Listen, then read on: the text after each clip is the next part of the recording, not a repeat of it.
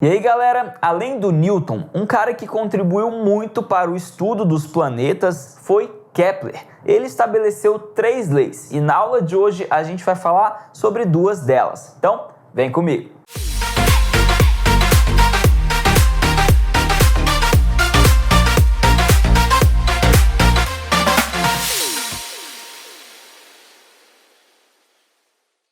Então, pessoal, dando continuidade a esse estudo da gravitação, hoje a gente vai falar sobre as primeiras 2 leis de Kepler. Kepler foi um cientista que estudou esse movimento de planetas e corpos celestes ao redor de outros corpos celestes, tá bom? A primeira lei de Kepler fala o seguinte: os planetas descrevem uma trajetória elíptica em torno do Sol, que está em um dos focos dessa elipse. O que isso significa? Bom, até certo ponto as pessoas acreditavam que, por exemplo, a Terra girava em torno do Sol com uma trajetória circular, perfeitamente circular, mas isso não é verdade. Foi o que Kepler estabeleceu nessa primeira lei, tá? Na verdade, essa trajetória é uma elipse. Uma elipse é como se fosse um círculo, uma circunferência meio achatada nas pontas, nos polos, tá? E aí o que acontece? Isso faz com que, em vez de termos um centro, que é o centro da circunferência,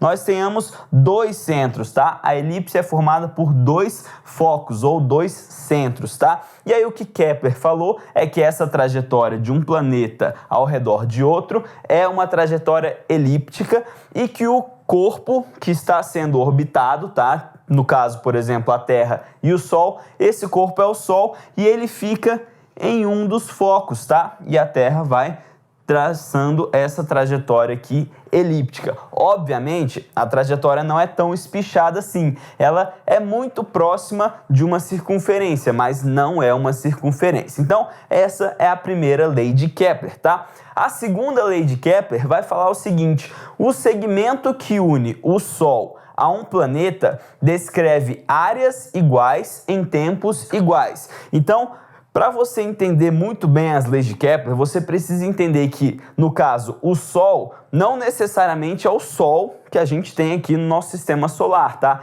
Ele é simplesmente o corpo que está sendo orbitado. E o planeta, que ele fala, é o corpo que está orbitando, tá bom? Então ele falou o seguinte: imagina que, no caso do sistema solar, a Terra está nesse ponto aqui. Esse segmento que vai ligar o Sol e a Terra, ele vai varrer uma área aqui nessa elipse à medida que a Terra vai se deslocando aqui nessa trajetória elíptica, certo? E ele falou o seguinte: áreas iguais que ele varre, então, por exemplo, supondo que ele saiu daqui até aqui, certo? Varreu essa área em um mês. E em algum outro momento, ele saiu daqui e veio até aqui e varreu essa outra área também em um mês. Então, para que isso aqui seja um mês e isso aqui também seja um mês, essas 2 áreas têm que ser iguais, tá bom? Então, essa é a segunda lei de Kepler. E aí você para pensar o seguinte: quando eu tô perto do Sol, tá? Eu preciso percorrer uma trajetória muito maior para que essa área seja a mesma do que quando eu estou no momento mais afastado do Sol. O que isso tem como consequência? A consequência é que quando o planeta está próximo do Sol, a velocidade na qual ele percorre esse trajeto precisa ser maior. Por quê? Porque o tempo tem que ser o mesmo para ele sair daqui até aqui e daqui até aqui, só que aqui o espaço é menor. Como o espaço tem que ser maior para percorrer o mesmo tempo, a minha velocidade também tem que ser maior, tá? E aí a gente tem 2 pontos nessa trajetória elíptica que são pontos importantes. O primeiro deles é o periélio. O periélio é o ponto no qual o planeta se encontra mais próximo do Sol possível, tá? Então, quando ele está perto aqui, em cima da trajetória, mais perto do Sol, ele se encontra no periélio. E, como consequência, a gente tem que, no periélio, esse planeta está se deslocando com a maior velocidade linear, certinho?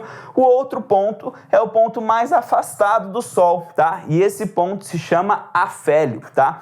No caso, é o contrário. Quando o planeta está no afélio, a sua velocidade linear ali na trajetória é a menor. possível, tá bom? Então, essa aqui é a segunda lei de Kepler.